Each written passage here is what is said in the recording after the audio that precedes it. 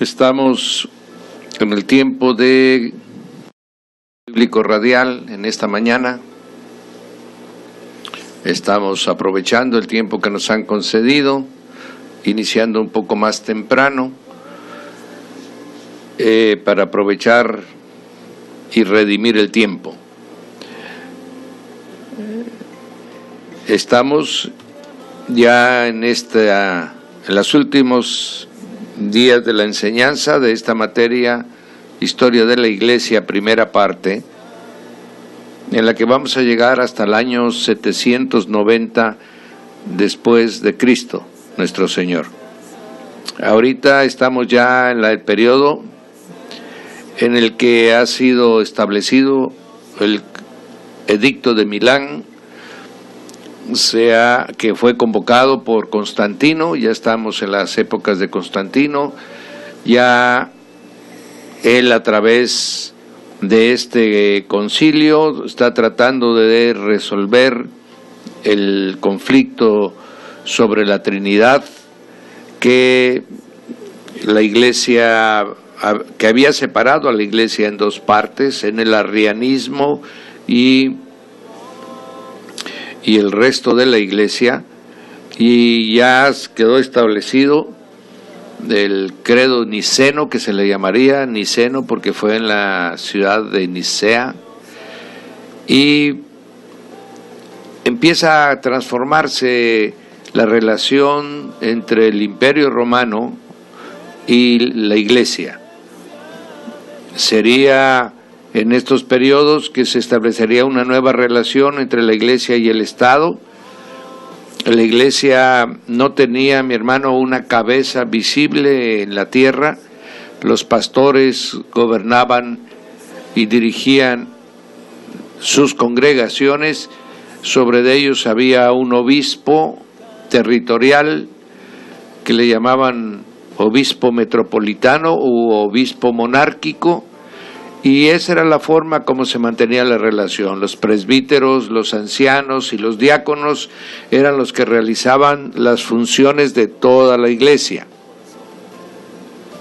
debido a que cada una tenía su organización propia. Cuando habían asuntos de común interés, se reunían en sínodos los pastores y los obispos y los ancianos, y así resolvían el asunto particular que estuviera sucediendo en algún territorio.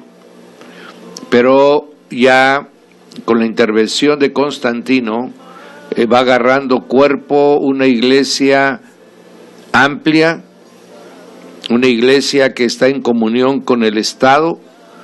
El Estado empieza a concederle templos, le construye nuevos templos, empieza a darles apoyo financiero y económico, empieza a darles canonjías, inclusive le concede algunas funciones del Estado, como era el poder administrar lo que ponían en sus manos, el poder recibir herencias que ampliaran la riqueza de ese obispado, les concedían algunas funciones judiciales y les permitían la creación de centros de misericordia. Esto obviamente hizo que hubiera una explosión administrativa dentro de la Iglesia. Ya no se administraban solo almas, ¿verdad? Ya no solo se cuidaba de las almas de los feligreses, sino que ahora se administraba una riqueza y propiedades físicas, lo cual hizo que los obispados crecieran en su estructura de las personas que participaban, y de esta manera la Iglesia va tomando una forma semejante a la organización del Estado. De esto que está sucediendo, y como de alguna manera el centro de gobierno y de dirección y administrativo del imperio era Roma, de ahí nace la intención del obispo de Roma de quererse convertir en la cabeza de todos los obispos de la Iglesia. De esta manera, pues, está cambiando ya el gobierno de la Iglesia. El Estado tiene injerencia en la Iglesia porque financia, porque protege con su ejército y porque el emperador se convierte en el pontífice maximus, o sea, el que tenía la última palabra en asuntos de religión. Esto de inmediatamente cambia porque al empezar a recibir templos, dejan de reunirse en las casas y empiezan a llegar a lugares donde se concentran una cantidad muy grande de personas. Entonces, las nuevas construcciones tienen que ser cada vez más amplias y tienen que parecerse, mi hermano, a las construcciones romanas. Hay una construcción en la ciudad de Roma que se llama el Panteón. El Panteón quiere decir lugar de reunión de los dioses. Y la forma que tiene ese edificio es una forma circular y en la parte de arriba tiene una bóveda y en el centro tiene un lugar donde pasa el rayo del sol. Y eso se tomó como base para con la construcción de las basílicas. Se construyó en el centro esta porción y luego le salían 4 brazos que semejaban la cruz, ¿verdad? Y de esa manera ese fue el modelo que se tomó, pero si vemos es la cruz y en el centro está la cúspide esta de la bóveda, ¿verdad? ¿Qué es lo que está sucediendo realmente en el mundo natural? La Iglesia está siendo sometida por el Imperio Romano. Esa forma se reproduciría en las múltiples construcción de basílicas. Las basílicas empiezan a ser adornadas, mi hermano, con accesorios, con floreros, con estatuas, con columnas, con decorados en la parte de las paredes. Poco después empezarían las pinturas. Está transformándose lo que era en las casas de oración o en las casas de reunión sencilla de los cristianos, se está convirtiendo en un templo pagano. Y esta es la silenciosa transformación que va sufriendo la Iglesia. La emperatriz Helena, madre de Constantino,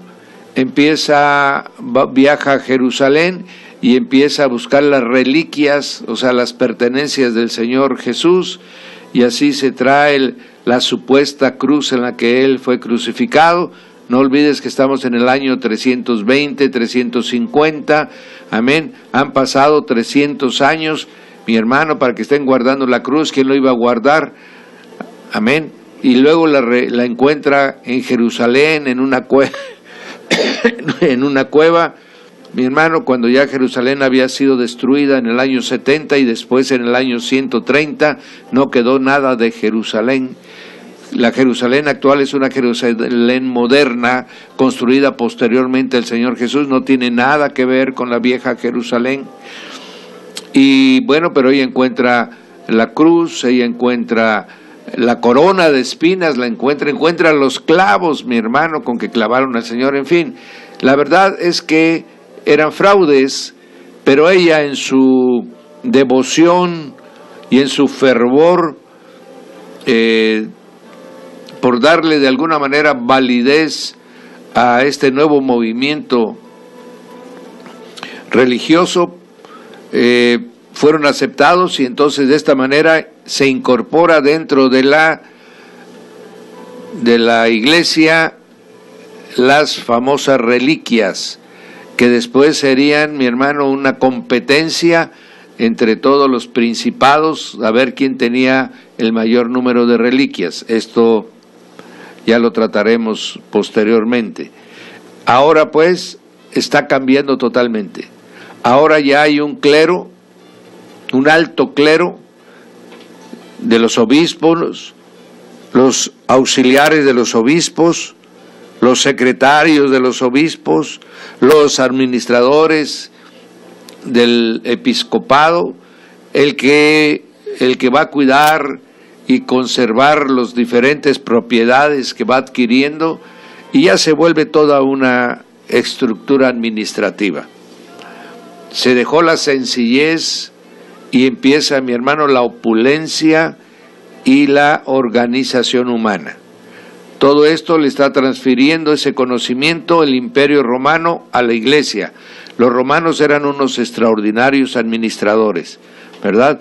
Y le está enseñando a la Iglesia cómo administrar lo suyo, pero cada vez se está penetrando más con su forma de pensamiento, con su estructura total, que después quedaría sembrada totalmente en la Iglesia Católica Apostólica. Bien,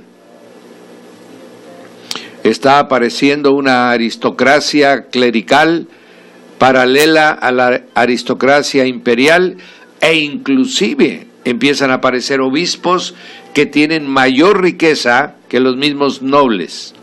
De ahí empezaría, mi hermano, la lucha por la codicia, por la avaricia, por tener presencia y poder. Se estaba preparando lo que sucedería. Esto está claro, mi hermano, en el libro de Daniel, de que saldría un cuerno pequeño de los 10 cuernos que tenía esa bestia terrible que él vio en una visión, y que salía un cuerno pequeño de uno de esos cuernos, ¿verdad? Y esta es precisamente esta iglesia que va a surgir en el año 480, 490, cuando Teodosio el Grande establezca a través de un decreto. Todo es por decreto. Voy a recordarles, mis amados, el decreto con el cual se estableció como día de descanso el domingo, para tener la oportunidad de hacer las actividades religiosas en las iglesias paganas, celebrando el día del dios Sol. Así empieza el reposo del domingo. Después sería el edicto de tolerancia de todas las religiones, y en la cual salió beneficiada obviamente el cristianismo. Luego vendría el edicto de Teodosio el Grande, declarando ya como única religión la religión católica apostólica, y declarando todas las demás religiones totalmente prohibidas en el Imperio Romano, ¿verdad? De esta manera, pues, hay el primer decreto del día del descanso domingo, el segundo decreto, el de tolerancia de todas las religiones, y el tercer decreto, ¿verdad?, que se establece ya la religión católica apostólica como la única religión del Estado. Y ahí se fusionan con ese decreto de Teodosio, mi hermano, se fusiona el Estado y la Iglesia. ¿Por qué digo que se fusiona? Porque el que queda de la cabeza de la Iglesia es el emperador. De tal manera que la Iglesia se convierte en un apéndice religioso del imperio. Los emperadores tendrían la dirección, seguirían siendo los pontífices máximos, o sea, los que marcaban la pauta por dónde debería ir la religión, hasta el año 790, en que desaparece el Imperio Romano totalmente. Primero desaparecería en el año 470, desaparecería, mi hermano, lo que se llama el Imperio Romano de Occidente, y la línea que dividía entre Occidente y Oriente era precisamente Asia, lo que ahora es Turquía, porque la capital del Imperio Romano de Oriente, era Constantinopla, la nueva ciudad que construyó Constantino, de talmente que Roma era la capital del Imperio Romano de Occidente, y Constantinopla la capital del Imperio Romano de Oriente. La de Occidente, el imperio caería en el año 470 y el Occidente caería en el año 790. Amén. Hasta ese año 790 entonces se puede considerar que el emperador dejó de tener control sobre la iglesia. ¿Por qué? Porque ya no había imperio. Y entonces empieza la autonomía de la Iglesia Católica, Apostólica y Romana, para que entonces ya tenía el otro nombre, ya tenía el otro apellido, ¿verdad? Bien, ya estamos entendiendo que ya no tiene el rostro, ya no tiene la forma de obrar y de actuar que había tenido anteriormente, cuando el cristianismo era autónomo en sus congregaciones, con sus pastores, unidos fraternamente en una fe, unidos por el vínculo del amor. Ahora ya el vínculo, mi hermano, ya es otro, ya es el deseo de tener poder, el deseo de crecer, el deseo de tener influencia. ¿Por qué? Porque eso generaba riqueza material. Exactamente lo mismo que actualmente estamos viviendo. Amén. Iglesias que tienen su sede en Estados Unidos, iglesias que tienen su sede en Guatemala, iglesias que tienen su sede en Colombia y tienen sucursales en todo el mundo. Es el deseo de expandirse, mi hermano. No, que ese es el llamado que me dio Dios. Dios no obra así, mi hermano. Amén. Entonces, lo que pasa es que tienen el deseo de expandirse, tienen el deseo de controlar más cosas, tienen el deseo, mi hermano, de riquezas materiales. Bien, ¿qué está sucediendo? El cristianismo se está prostituyendo. El cristianismo se está entregando a otra fe porque se empieza a contaminar la doctrina. Empieza a influir el emperador en ciertas cosas, desde el diseño de lo que hablábamos ahorita de las basílicas, hasta el conservar las esculturas de los antiguos dioses de los templos, ya que al templo lo único que hacían, mi hermano, era cambiarle el nombre, ¿verdad? Si era el templo de Apolos, ahora le ponían el templo de la Providencia. A veces les cambiaban solamente, mi hermano, el nombre. Algunos templos se llamaban el templo al dios Saturno y ahora le ponían al santo Saturnino. Solamente le cambiaban unas letritas y quedaba la imagen ahí en ese lugar, quedaba el templo levantado, pero ahora ya no era al dios Saturno, era ahora Saturnino. Así apareció con muchas esculturas de Apolo, sobre todo, que era el dios que todavía el Imperio Romano le rendía veneración y reverencia, ¿verdad? Fue cambiado de muchos nombres, pero la escultura era la misma, ¿verdad? Así pasó también con la diosa Afrodita, con la diosa Venus, ¿verdad? Con las diosas que habían venido evolucionando desde Babilonia y ahora ya le cambiaban el nombre por los mártires que habían existido. Se empezó a ejercer una práctica la cual es totalmente contraria, mi hermano, a la enseñanza cristiana, ¿verdad? En la que empezaron a levantar capillas. De ahí viene el origen de las capillas en los panteones, mi hermano.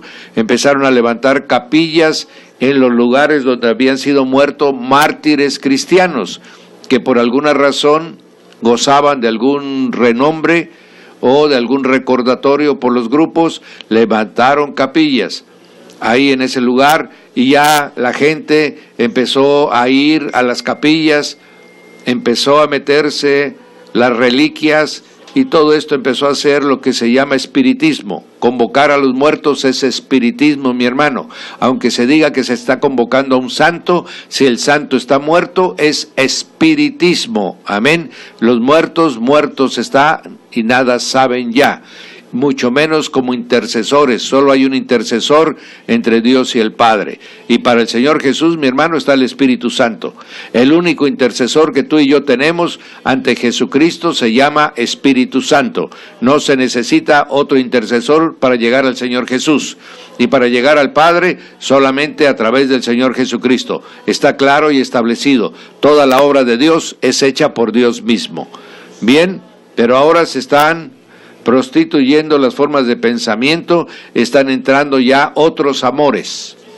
Ya entró la codicia del dinero, ya entró la codicia por el poder, ya hay otros amores. Ya la prostitución del cristianismo, mi hermano, va avanzando a pasos acelerados. Bien, este clero está, mi hermano, avanzando en privilegios. Y el cambio se realiza, y voy a decirte alguna relación para que veas la diferencia que está existiendo de las casas donde se reunían o las cuevas donde permanecían en la persecución. Ahora se reúnen en suntuosos templos que antes fueron templos paganos.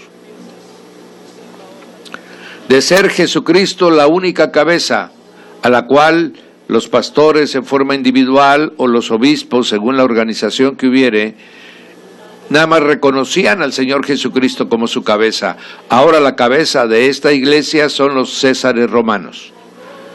Son los que determinan qué hacer, qué no hacer, cuándo reunirse, a quién entregarle un templo, a quién no, a quién de alguna manera cancelar inclusive su función, porque todos eran empleados del imperio. El imperio les daba un recurso económico para que se administraran mientras ellos mismos adquirían riquezas que les permitieran, y terrenos también, territorio, para que ellos mismos se mantuvieran, de tal manera que ahora son asalariados.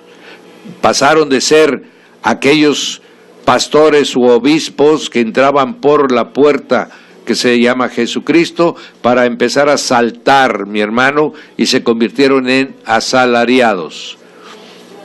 De tal manera que ahora, para ser cristiano, lo único que bastaba, mi hermano, era que llegara alguien a un templo, le hablara al pastor o al obispo, y en ese momento él se convertía en parte ya de la comunidad cristiana. No había el proceso de arrepentimiento, mucho menos, mi hermano, el proceso de confesión de pecados y el bautismo para formar parte de. No, ya todo mundo por decreto se había convertido en cristiano. Y inmediatamente después, a partir del año 370 en adelante, sería católico. Ya no sería cristiano, se llamaría católico, ¿verdad? De tal manera que de la sencillez de la vida a la que estaban acostumbrados, ahora pasaron a una vida de lujo, de abundancia, de riqueza y de poder. Se pasó del partimiento del pan en las casas y en las reuniones a lo que ya se estaba organizando como la misa católica, ¿verdad? Ya sería otra cosa totalmente diferente, en la cual no había sido instruido ni enseñado. Y lo más terrible, mi hermano, una de las cosas más terribles,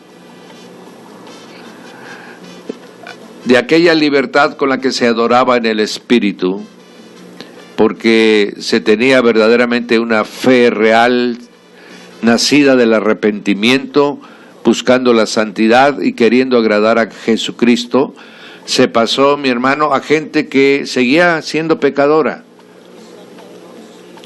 pero creía que simplemente por llegar a un templo estaba cumpliendo con su fe.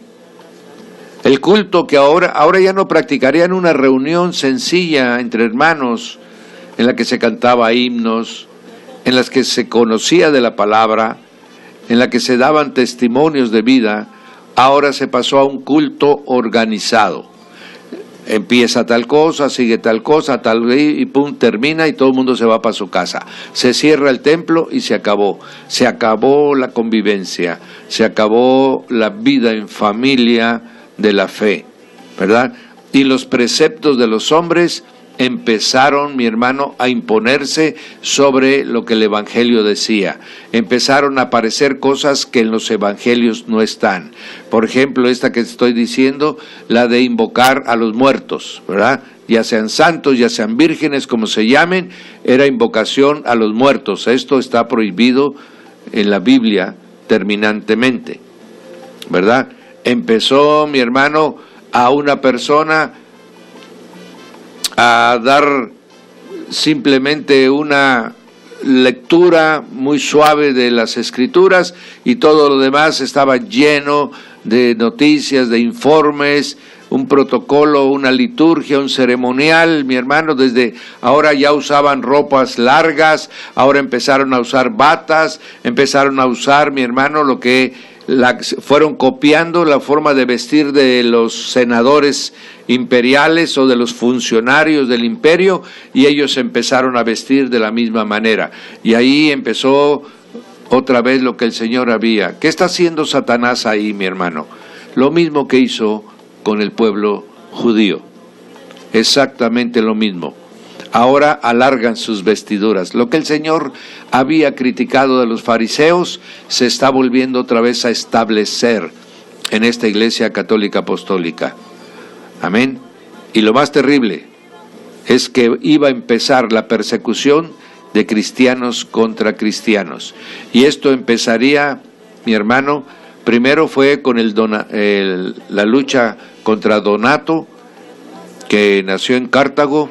Luego sería contra todos los que predicaban el arrianismo, ¿verdad? Y empezó a usarse al ejército imperial como un persecutor de cristianos, cristianos contra cristianos. Eso fue lo más terrible. Esto es obra de Satanás, mi hermano. Amén. Nosotros estamos obligados a perdonar al enemigo, a bendecir a los que no hacen daño, mucho menos a perseguir a hermanos de la fe, mi hermano. Y perseguirlos no para agarrarlos, no, perseguirlos para exterminarlos, para que dejaran de ser oposición, ¿verdad? Entonces ya entró lo que Pablo estaba haciendo con la iglesia. Ahora lo están haciendo por la solicitud de los obispos, por la solicitud de los concilios, cristianos contra cristianos.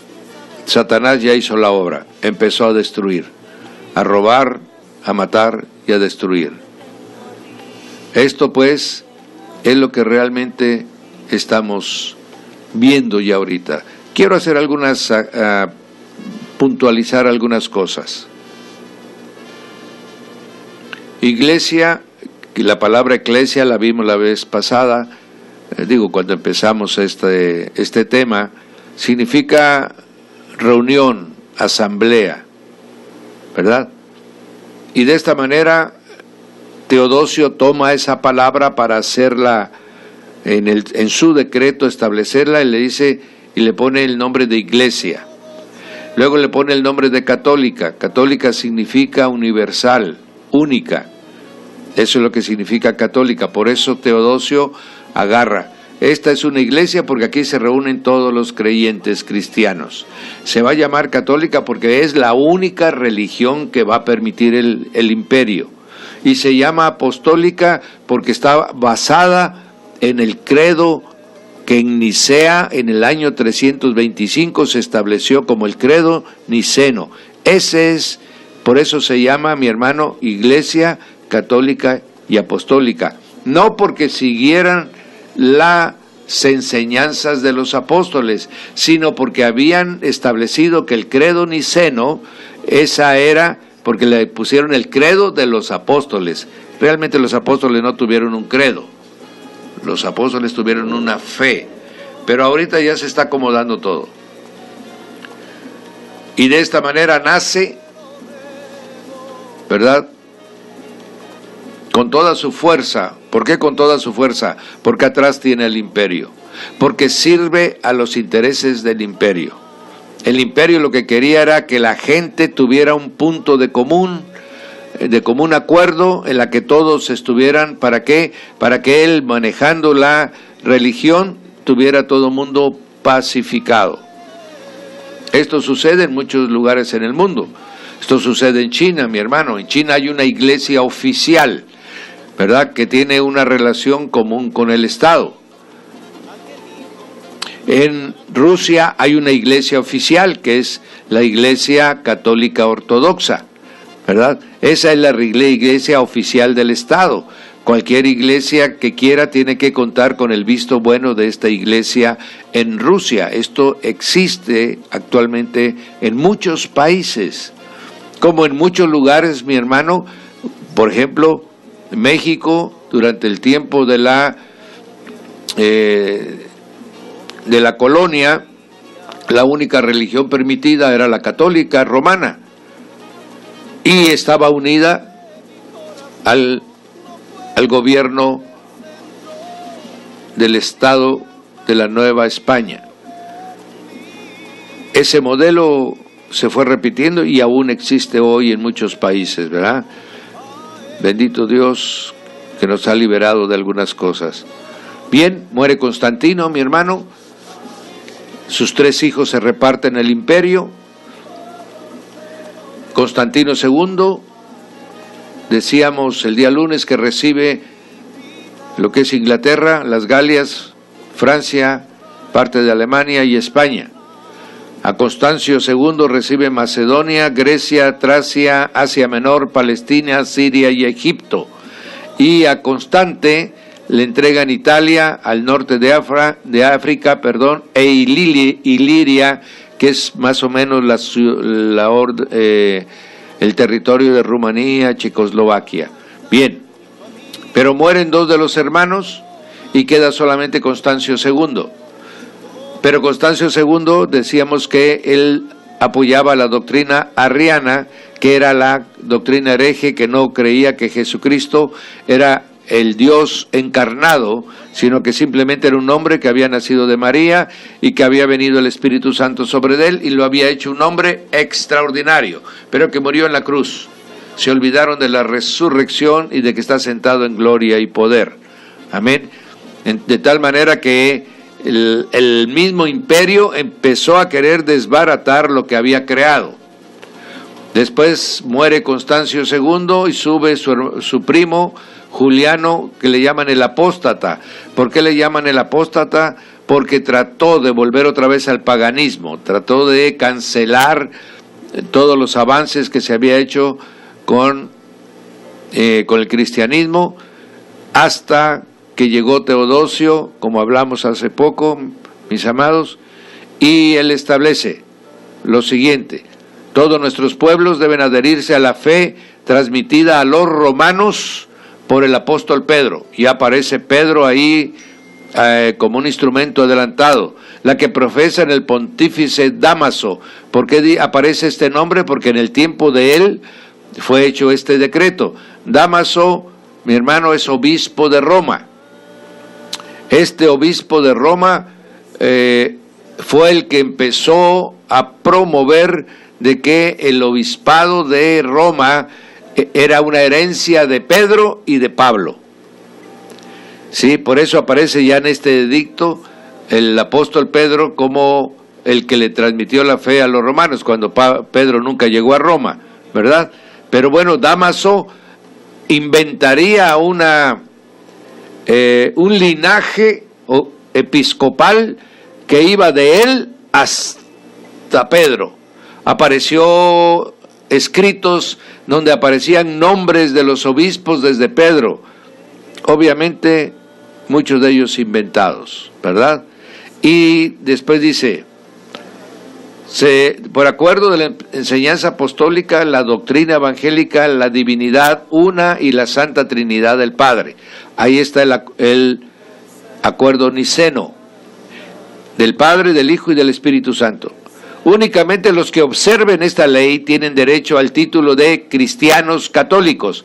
¿Por qué cristianos católicos? Porque el obispo de Alejandría reclamaba, ¿verdad?, que en su diócesis eran cristianos. ¿Qué quiere decir? Está rechazando de alguna manera lo que Roma está queriendo establecer ya como control suyo desde el principio, porque Roma solamente reconocía como nombre de católicos. De tal manera que para que los dos estuvieran de alguna manera considerados, Alejandría y Roma les puso el título de cristianos católicos. ¿Qué quiere decir? Que hay otro tipo de cristianos. Amén. Y ciertamente en ese tiempo había otro tipo de cristianos que no se dejaron someter al catolicismo y empezaron ellos a huir de las ciudades, se fueron a nuevos lugares, a nuevos territorios, a fundar nuevas ciudades, se fueron a los montes, etcétera, ¿verdad? Porque había otro tipo de cristianos, ¿verdad? Y él dice lo siguiente, ¿quién? Teodosio dice, en cuanto a los otros, o sea, los otros cristianos que no son católicos, estos insensatos extravagantes son heréticos y sean fulminados por la infamia. Sus lugares de reunión no tienen el derecho de llevar el nombre de iglesias. Serán sometidos a la venganza de Dios y después a la nuestra. Está claro. Todos los que no se vuelvan cristianos católicos serán perseguidos. Sus templos serán destruidos y sus lugares de reunión, ¿verdad?, serán también destruidos. De esta manera, mi hermano, en el año 381, Teodosio convocó, como era costumbre de todos los emperadores, ellos convocaban a los concilios, no eran los obispos, sino eran ellos los emperadores. Convocó el segundo concilio de Constantinopla y ahí nuevamente el credo niceno que había tratado Constancio II, Juliano el apóstata, de echarlo abajo, ahora otra vez queda establecido como el credo de todos los cristianos católicos, ¿verdad? Y como la fe del imperio. De esta manera queda ya establecido, y además el decreto de la Constitución como religión del imperio a la Iglesia Católica Apostólica. No puede haber otra iglesia. Cualquier otra será perseguida y será destruida. Amén. Se está sustituyendo todas las enseñanzas de los evangelios. Amén. Por ejemplo, el Señor, ¿qué enseñó el Señor Jesús y qué está ahora diferente de lo que está haciendo este personaje? Mateo 4:17 dice, arrepentíos, porque el reino de los cielos se ha acercado. O sea, no había manera de volverse a la fe de Jesús si no era por el arrepentimiento.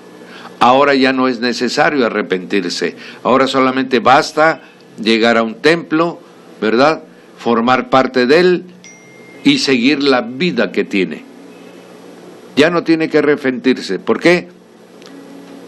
Porque ya se cambió el concepto. Ya hay un decreto en el cual todos los ciudadanos del Imperio Romano son católicos apostólicos. Ahí ya no se necesita arrepentirse, ya el decreto ya los nombró. 2. El Señor dice, no hagáis de la casa de mi Padre casa de mercado. Empezaría, mi hermano, a hacer casa de mercado, porque se empezarían a vender todos los sacramentos. En Juan 3:5 dice, el que no naciere de agua y del Espíritu no puede entrar en el reino de Dios. Ahora, ¿qué está pasando? Ya no les interesa que entren al reino de Dios. ¿Por qué? Porque el Espíritu Santo ya fue echado fuera de la Iglesia Católica Apostólica. Ahora es decreto de hombres. Ahora el que gobierna es el emperador y los obispos están sometidos a su gobierno. De tal manera que ya no hay, si no hay arrepentimiento, pues mucho menos va a haber nacimiento de nuevo. Y esto sucede, mi hermano, en muchas iglesias. Por ejemplo, un testigo de Jehová no tiene por qué nacer de nuevo. Es más, no tiene por qué arrepentirse. Él simplemente lleva los estatutos de su organización y eso lo hace un miembro de los testigos de Jehová. Y bueno, y con eso él cree que ya es salvo. Los mormones no tienen por qué nacer de nuevo. Simplemente ellos siguen los preceptos de su organización y creen que cumpliendo sus preceptos son salvos, ¿verdad? Y así muchas religiones, y aún ahora, mi amado, muchas congregaciones, organizaciones, asambleas, concilios que se dicen cristianos, ya no hablan de arrepentimiento y santidad para nacer de nuevo.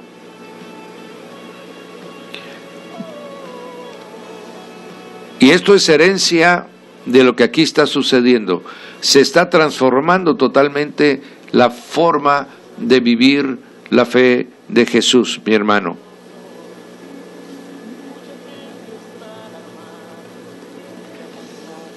Juan 3:16 nos dice lo que conocemos todos: todo aquel que en él cree no se pierde, mas tenga vida eterna.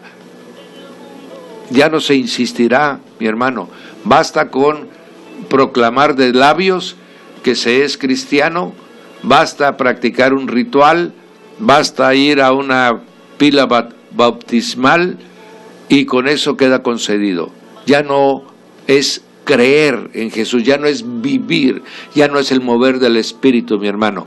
Otra vez la letra empieza a tomar el lugar que en el pueblo judío mató totalmente al Espíritu. Ya no les importa ser hijos de Dios. Ahora lo que les importa es ser católicos apostólicos. Se está transformando totalmente. Ya no es Jesús el centro. Ahora el centro es un templo y los que están adentro del templo.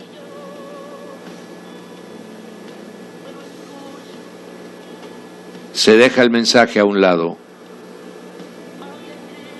y se empieza a establecer enseñanzas de hombre. Sobre todo lo más terrible, mi hermano, se lleva el nombre de Jesús, pero no se enseña su evangelio. Se toma como un estandarte, como lo tomó Constantino, la supuesta visión que tuvo. Después la iglesia tomaría de alguna manera esa misma forma de pensamiento, ¿verdad?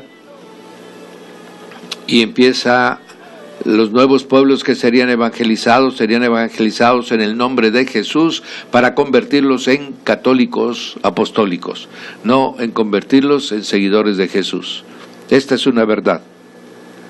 Amén. Y la historia así lo entiende y así lo ha constatado a través de innumerables documentos que existen, donde se ve que la exigencia hacia los nuevos conversos no es a que se vuelvan cristianos, es a que se vuelvan católicos. Jesús dice: si me amáis, guardad mis mandamientos. Se han dejado afuera sus mandamientos. Amén. Bien, de esta manera, mi hermano, las enseñanzas de Jesús, que con toda claridad ahora todos hablamos, por ejemplo, de la Gran Comisión, pero en ese tiempo se desapareció. Ya la Gran Comisión ya no era llevar y enseñar las cosas que yo les he mandado, y el Espíritu Santo los llevará a toda verdad y les enseñará las cosas que aún están por venir. Ya no se enseña lo que Cristo mandó, y el Espíritu Santo ya no opina, ya no se toma en cuenta, ya no es como aquel concilio de Jerusalén donde dice: le pareció bien al Espíritu Santo y a nosotros también, ¿verdad? Y les enviamos la carta que hemos acordado. No, ahora ya no aparece. Ahora ya es acuerdo de hombres, y simplemente como para querer adornar, hablan del Padre, del Hijo y del Espíritu Santo, al que niegan, al que no obedecen y al que no siguen, ¿verdad? Así que se van perdiendo las enseñanzas de Cristo, mi hermano. Por eso es que se permite la persecución de cristianos entre cristianos. Después, cuando el grupo perseguido lograba subir al poder, perseguía a los otros. Y así fue constantemente, mi hermano, la vida que se establecería en la Iglesia Católica Apostólica de persecución, que todavía lo sigue haciendo. Bien. ¿Qué está pasando? Están enterrando. las enseñanzas de Cristo. Están desplazando del centro de la fe al Señor Jesucristo. Y están empezando a implementar de ya la imagen que después veremos con toda claridad, la imagen mariana. Empieza una sustitución que en el año 430 establecería su principio, mi hermano. Pero ahorita todavía no llegamos a esa parte. Ahora podríamos decir, con todo lo que hemos escuchado, ¿era Constantino un cristiano o era un poseído de Satanás que implementó un engaño tan grande que verdaderamente hizo creer y hace creer todavía, mi hermano, a los que llegan a los institutos bíblicos, de que Constantino fue el primer emperador cristiano y que gracias a él el cristianismo creció? No, mi hermano, mentiras. Gracias a él el cristianismo se convirtió en catolicismo y se apartó de las enseñanzas de Jesús y se dejó a un lado al Espíritu Santo, y aquella libertad que tenía todo el pueblo cristiano de alabar, adorar y bendecir a su Señor quedó totalmente restringido a unos templos y a unos oficiales profesionales que tenían un salario. La obra de secuestro y desmantelamiento de lo que se había construido durante los primeros 300 años del cristianismo está siendo hecho de una manera muy efectiva. Amén. Ahora, bendito Dios, quiere de nuevo Satanás hacer lo mismo. Después del glorioso tiempo de los 500 años de Lutero a nuestras fechas, Satanás quiere hacer lo mismo. Quiere otra vez secuestrar de las iglesias evangélicas protestantes, ¿verdad? Y las quiere meter otra vez dentro de esa, ¿qué podríamos decir? De ese cerco religioso a través del ecumenismo. Ahora, lo que hizo en el Imperio Romano, donde hizo una sola religión de Estado, así va a querer hacer en el mundo con una sola religión que también va a ser religión de Estado. Amén. Por eso todos aquellos que se dejan engañar, se dejan confundir por el ecumenismo, primero es por ignorancia, porque no saben lo que es el ecumenismo, y segundo es porque el Espíritu no los guía. Y de esta manera lo que están tratando, mi hermano, es hacer acuerdos de hombre, alianzas de hombre. ¿Por qué? Porque las cabezas de los movimientos más grandes del mundo, mi hermano, están recibiendo prebendas. Igual que como compró el emperador romano a la iglesia dándole canonjías, prebendas, posiciones, título, poder a los obispos de ese tiempo, ahora a las cabezas de los movimientos de organizaciones cristianas les están dando privilegio, prebendas, poder y posiciones. La misma obra, porque Satanás no crea nada nuevo, ese no tiene, mi hermano, capacidad creativa. Satanás no fue creado con capacidad creativa, amén. No es como el hombre, por eso odia tanto al hombre. El hombre tiene la capacidad de esa imagen y semejanza de Dios, de poder recrear cosas, de poder inventar cosas nuevas, de hacer, el hombre sí la tiene, Satanás no, y repite lo mismo. Por eso dice Pablo, que conocemos sus artimañas. Bien, ahora vamos a ver la organización de la iglesia y te vas a sorprender. Ahora los obispos metropolitanos empiezan a crear nuevas órdenes. Empiezan a incorporar, ya hay dos grupos, el grupo clerical y el grupo secular. El grupo secular son gentes que no ofician, ¿verdad?, los servicios y los sacramentos, pero administran las riquezas, administran los territorios, compran, venden, etcétera, y todos esos son un grupo de seculares, de licenciados, de administradores, de contadores, de abogados, etcétera.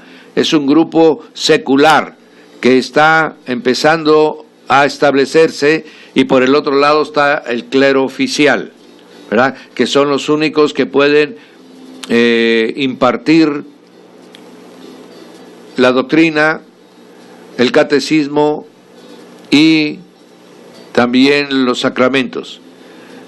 De esta manera pues se va creando dos grupos que van caminando, y el tercero era el grupo del emperador, y los tres en un equilibrio van abundando en las propiedades, en las riquezas, en la autoridad y en el poder que van adquiriendo los obispos metropolitanos, ¿verdad? Se va separando lo que son los laicos de lo que es el clero. Después, a través de las vestimentas y de los servicios, se haría esta separación de una manera definitiva. Inclusive la posición que dentro del templo van a tener, mi hermano, vuelve a repetirse lo mismo que se repetía con los judíos. En las sinagogas que ya existían, en un lugar donde estaba la cátedra, donde es el encargado, el principal de la sinagoga, porque todavía no se llamaba rabino, ¿verdad?, era el que leía las escrituras. Luego había una sección de los hombres que podían opinar, estaba otra sección de las mujeres y los niños, y los gentiles estaban fuera de la sinagoga, esos no podían entrar. Ahora la Iglesia Católica Apostólica está copiando lo mismo. Hay un lugar donde está el altar, ahí nada más puede moverse el clero oficial. Luego hay una línea, la primera parte están los que pertenecen al imperio, o sea, todos los nobles, senadores, etcétera. Después viene otra línea donde están, mi hermano, los católicos apostólicos, y luego viene otra línea donde están los catecúmenos. Los catecúmenos eran los que estaban siendo capacitados para recibir su bautismo, de tal manera que ya hay una acepción de personas, ¿verdad? Ya no es aquella iglesia donde todos eran iguales. Las órdenes, hay una orden, se establecen tres categorías, mi hermano, dentro del mismo clero se establecen tres categorías: las órdenes menores, las órdenes mayores y el episcopado. Las órdenes menores se componen por los exorcistas, que todavía los conservan en ese tiempo. Ahora también hay sacerdotes exorcistas en el catolicismo romano. Los lectores son los que leían de acuerdo al ceremonial y a la liturgia. Luego seguían los acólitos, ¿verdad?, que eran los ayudantes para llevar a cabo los servicios, y los subdiáconos. Los subdiáconos, en este caso, funcionan como los secretarios directos del obispo, secretarios de él. Estos se llaman las órdenes menores, ¿verdad? Y estas las componían los jóvenes, ya que para pasar a la orden mayor, la cual era formada por los diáconos, por los presbíteros, ¿verdad? Los diáconos eran los principales ayudantes del obispo, y los presbíteros eran los que dirigían el culto y administraban la ayuda espiritual a todos aquellos que lo necesitaban. Los presbíteros son los que posteriormente, en el catolicismo, pasarían a llamarse sacerdotes, ¿verdad? Para poder llegar a una orden mayor, habría que haber pertenecido a una orden menor, ¿verdad? Y a la edad de 30 años... están copiando toda la Iglesia Católica, Apostólica y Romana, copió toda la estructura del judaísmo. A pesar de que perseguía a los judíos, toda su estructura es una copia del judaísmo. A los 30 años se pasaba de una orden menor a orden mayor, ¿verdad? Después tenían que servir 5 años, y a los 35 años se podía llegar a ser presbítero, 10 años de ejercicio y se podía llegar a ser obispo. Más o menos era la regla general. con frecuencia violentaban estos principios, pero bueno, en términos generales así está establecido. Ahora bien, el episcopado era solamente aquellos que eran nombrados obispos, mayores de 45 años, que habían empezado por una orden menor, luego pasaron a la orden mayor, ahora ya son obispos. O sea, es gente que está probada, ¿verdad? No podía ser improvisado un obispo, no, era gente probada, fiel a la iglesia, ¿verdad? O a los que dirigían la iglesia católica apostólica. Bien, pero tenemos ahora una nueva, dentro de los mismos obispos, aparece una nueva categoría, que son los obispos patriarcales. Estos obispos, mi hermano, solamente existían en 3 ciudades. Estas ciudades les ponían el nombre de patriarcas. Por ejemplo, el patriarca de Roma era el obispo de Roma. Este obispo de Roma, el patriarca de Roma, tenía bajo su gobierno 67 provincias. Antioquía, el patriarca de Antioquía, ¿verdad?, tenía 15 provincias bajo su influencia. Y Alejandría, el patriarca de Alejandría, tenía 9 provincias bajo su dirección.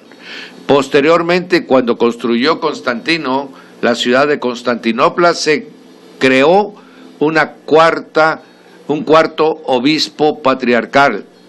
Actualmente, mi hermano, todavía dice el patriarca de la Iglesia Ortodoxa en Constantinopla, el patriarca de la Iglesia Ortodoxa en Rusia. Ellos usan todavía esta denominación que desapareció en el catolicismo romano, pero estamos hablando ahorita de cuando fueron constituidos en el siglo IV. Amén. Entonces, Constantinopla se sumó y se le otorgó ese título de patriarca en el concilio de Calcedonia en el año 451, y le dejaron bajo su dominio 28 provincias, ¿verdad? Cada provincia tenía una extensión territorial diferente. Están usando la estructura administrativa que tiene el Imperio Romano. Y de esta manera, repito, el patriarca de Roma tiene 67 provincias, casi todo lo que es Occidente: Italia, España, Francia, las Galias, Inglaterra, parte de Europa inclusive le corresponde al patriarca de Roma, ¿verdad? Y luego tiene el patriarca de Antioquía, que tenía la parte de Palestina, todo lo que es Asia, ¿verdad? Recordamos Efeso, Esmirna, todas esas ciudades. Y luego viene el de Constantinopla, que es todo lo que está en el norte, Iliria, Grecia, todas esas partes. Por eso todavía son ortodoxos hasta la fecha. Chipre, ¿verdad? Y la de Alejandría sería todo el norte de Europa, considerando también a Etiopía. Bien, ahora ya tenemos una estructura de poder. Ya no solamente tenemos obispos que reúnen a pastores o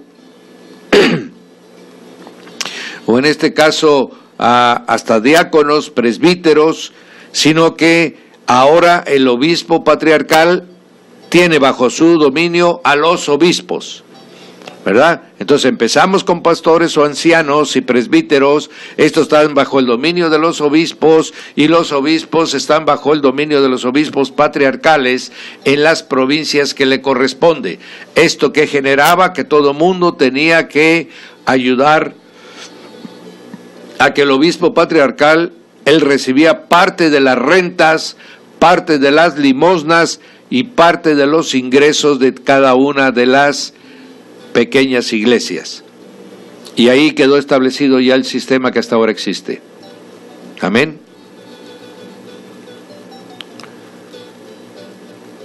¿Qué pasó con las mujeres? El cristianismo levantó la dignidad de la mujer. la puso en posición de servicio, de colaborador. Todos llegamos a servir al Señor Jesús. Amén. Y entonces muchas mujeres seguían al Señor Jesús y obviamente hacían los oficios que correspondían para todos. Los apóstoles predicaban, enseñaban, acompañaban al Señor Jesús, pero las mujeres tenían toda la estructura para que esto pudiera realizarse, mi hermano. Amén. Pablo ya permite que haya diaconisas, por ejemplo, Febe, que aparece en la carta a los romanos. Inclusive hay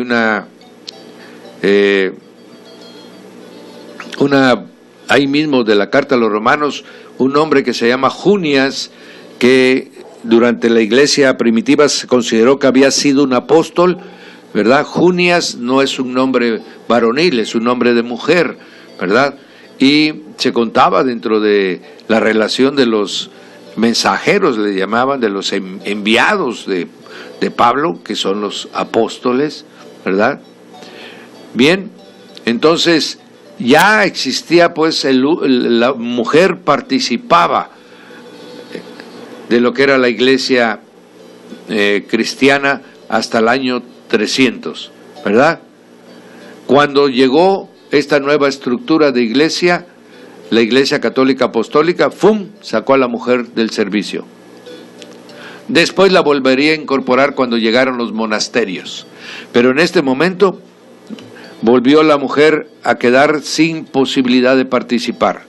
Bueno, actualmente todavía dentro del clero cristiano la mujer no puede ser sacerdote, ¿verdad? Una discusión que también permanece en el evangelismo protestante, si la mujer puede ser pastora, si la mujer puede hacer función de apóstol, ¿verdad? Todavía algunos grupos dicen que no, ¿verdad? Otros dicen que sí.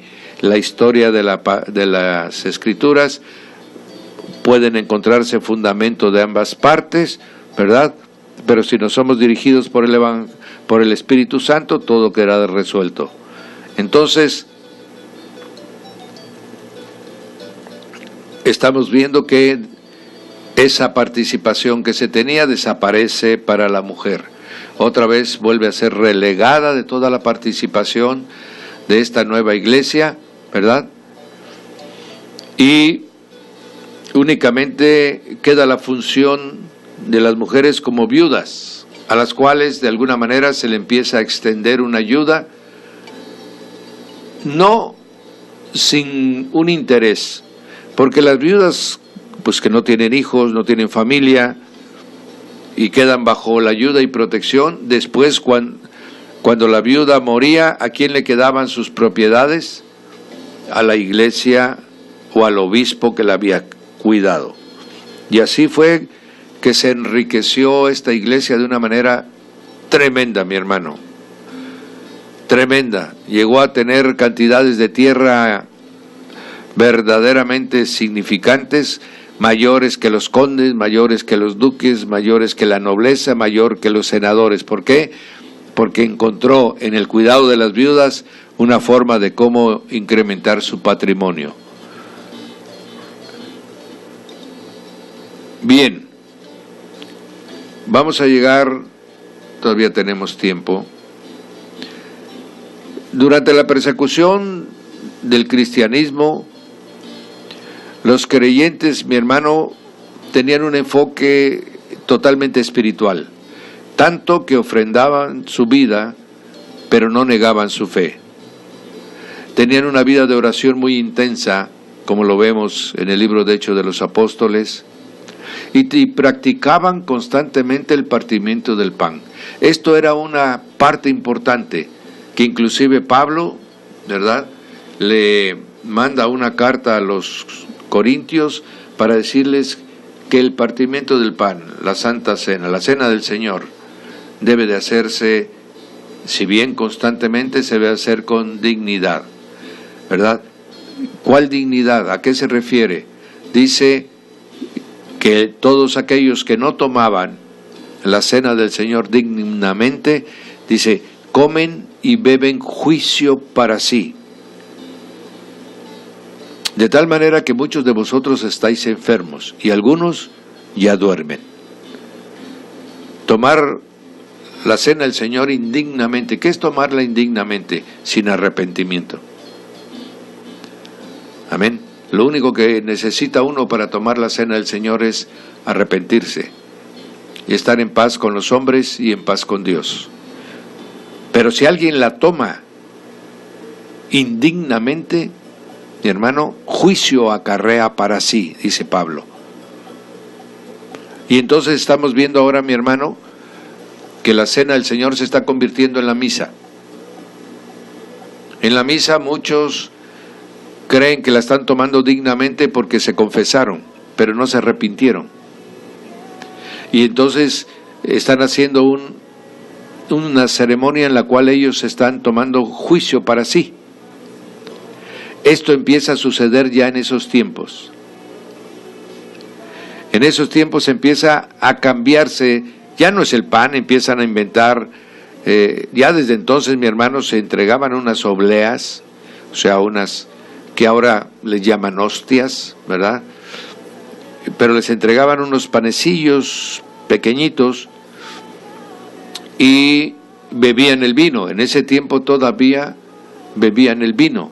Cada uno de los que participaban, los que no habían sido bautizados no podían participar de la cena del Señor, ¿verdad? Aunque ya se hubieran incorporado.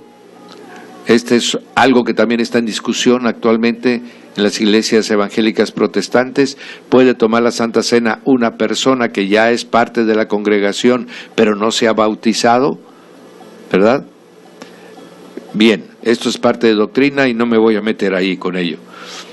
Pero bueno, eso que ahí sucedía en ese tiempo también actualmente sigue siendo motivo de, podríamos decir, sí, de discusión doctrinaria entre diferentes congregaciones. Bien, ahí ya empezaba a suceder.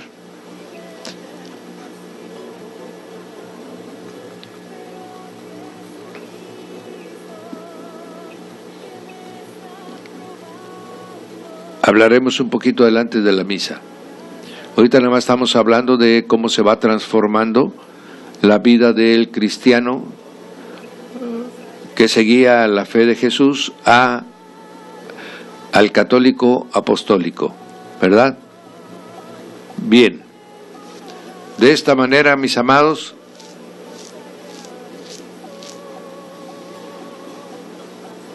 estamos llegando a una parte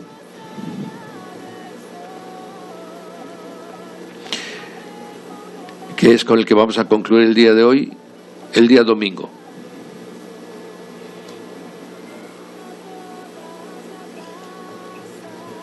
El día domingo ha venido evolucionando. ¿Qué dice el Antiguo Testamento?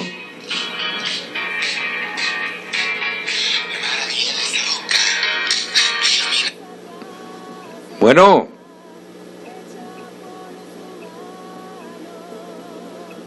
no, está equivocado, señorita. Entonces, el domingo ha venido evolucionando. No se argumenta por ahí que desde ya antes se guardaba este día y que lo que hizo Constantino simplemente fue afirmar lo que ya practicaba el cristianismo. No, mi hermano, el cristianismo se reunía todos los días. Lo que dice Hechos de los Apóstoles es que se reunían todos los días y que todos los días también compartían el pan. Capítulo 4 de Hechos de los Apóstoles, lo puede usted leer ahí, él lo va a encontrar. No se reunían solo los domingos, no, eso se hace ahora, mi hermano, porque todavía no hay el fervor y el amor a Cristo. Se reúnen solo el domingo, ¿verdad? ¿Por qué? Porque es una herencia del catolicismo. La iglesia primitiva se reunía todos los días que podían. Imagínate, mi hermanos, en las persecuciones, las gentes se metían en las cuevas, las gentes se metían en las catacumbas, las gentes construían ciudades abajo de la tierra. ¿Cómo se van a estar reuniendo solo un día de la semana? Se reunían todo el tiempo que podían, mi hermano, para juntos darse confianza, para juntos darse esperanza, para juntos abrazarse unos a otros. Mi hermano, ya habían perdido a un familiar, ya había sido capturado un pariente, ¿verdad? No, todo el tiempo de las persecuciones hasta el año 310 que terminaron, mi hermano, se reunían todo el tiempo que era posible, y a veces todo el día estaban reunidos en oración, ayuno y clamando a Dios. Pero lo que hace Constantino es el día pagano, el día del sol, lo establece como día de descanso. Y de ahí la Iglesia Católica Apostólica toma ese día de descanso y lo hace oficial como el día de reunión.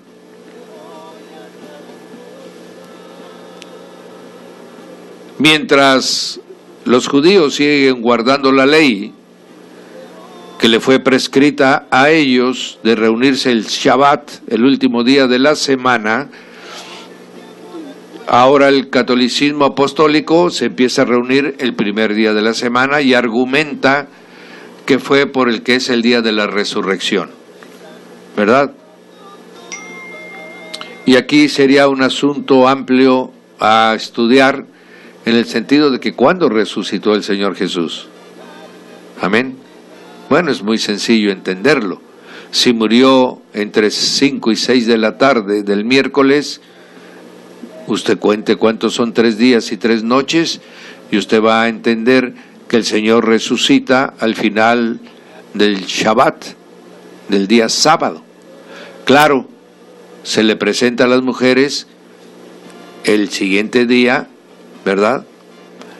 Pero Él ya había resucitado. Amén. Bien, entonces ahí queda la duda,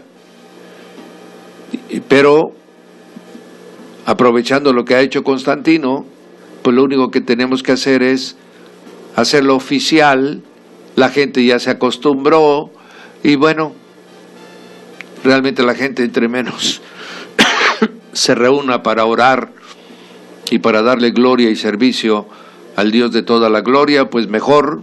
Lo que quieren tener es simplemente una religión que les garantice salvación, aunque realmente no cumplan con los mandamientos y preceptos.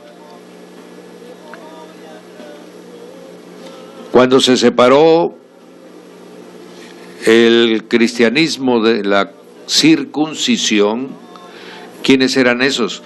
Todos los judíos que se estaban convirtiendo a la fe de Jesús. Ellos siguieron guardando ley y siguieron guardando parte de la religión, parte de la fe que estaban recibiendo. Creían en Jesús como su Mesías, pero seguían guardando la identidad judía. De esta manera, pues ellos se siguieron reuniendo los sábados, obviamente.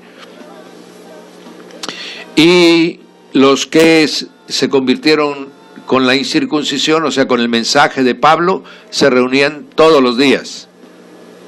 Pablo llevó un mensaje de esperanza, Pablo llevó un mensaje de que Cristo es todo, que Cristo llena todas nuestras expectativas. En Cristo estáis completos vosotros. Cristo es nuestra sabiduría, Cristo es nuestra justificación, Cristo es nuestra redención, Cristo es todo. Amén.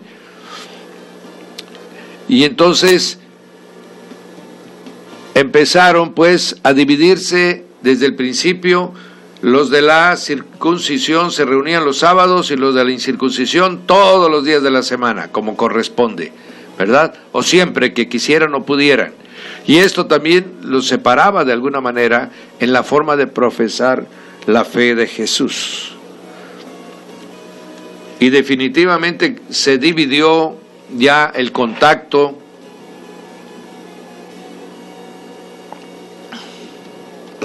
entre ellos después de que fue destruido Jerusalén y que los cristianos judíos se salieron antes de que fuera destruida la ciudad de Jerusalén, porque recordaron lo que el Señor había dicho en Mateo 24, y entonces los judíos que lograron salir de Jerusalén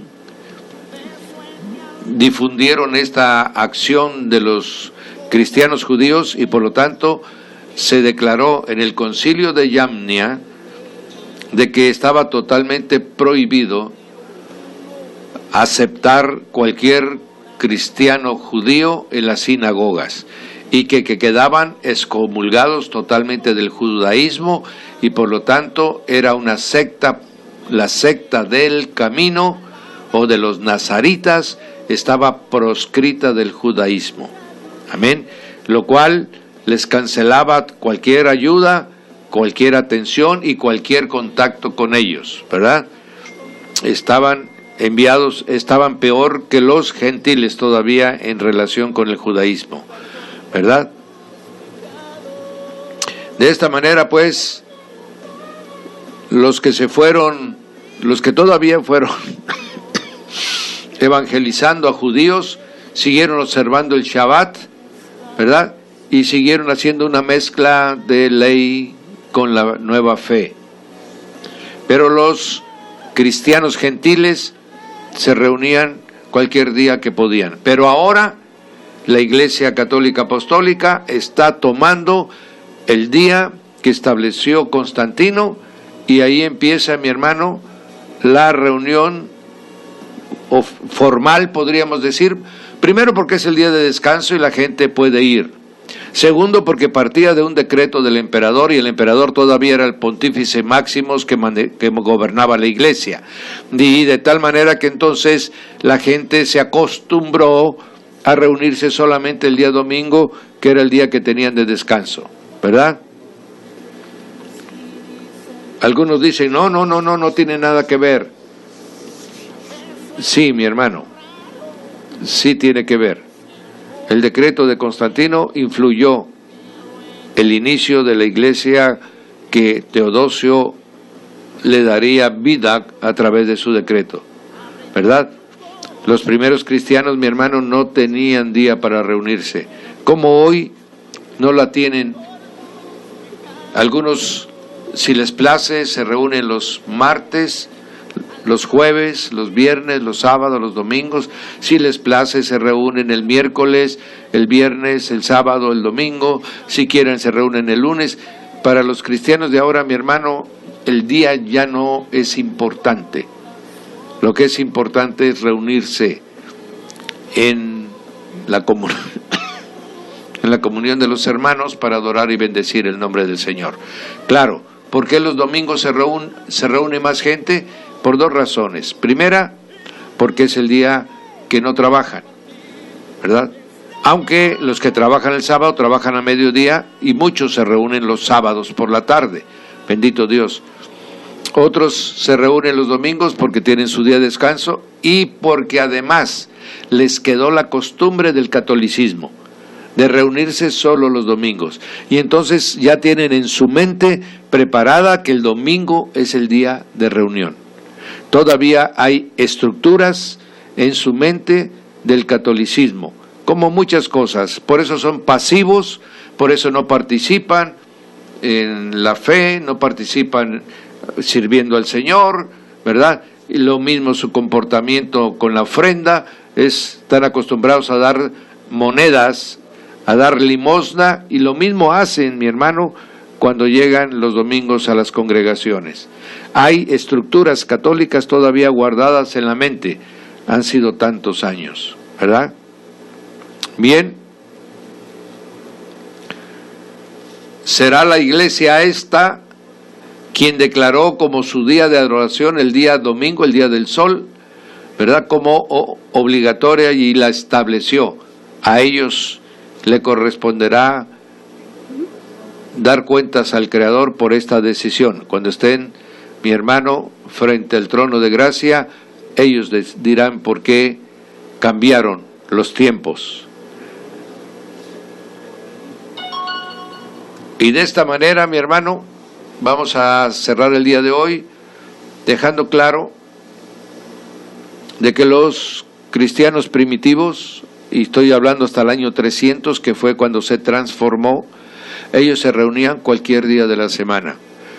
Y lo más seguro es que se reunieran no solo un rato, sino que vivieran en comunidades, mi hermano, cuando eran perseguidos. Y no te olvides que fueron perseguidos 250 años. Así que ya el día establecido fue en el tiempo de paz, cuando acabó la persecución, y que la Iglesia Católica Apostólica tomó como día de reunión obligatorio el día que Constantino estableció como día de descanso.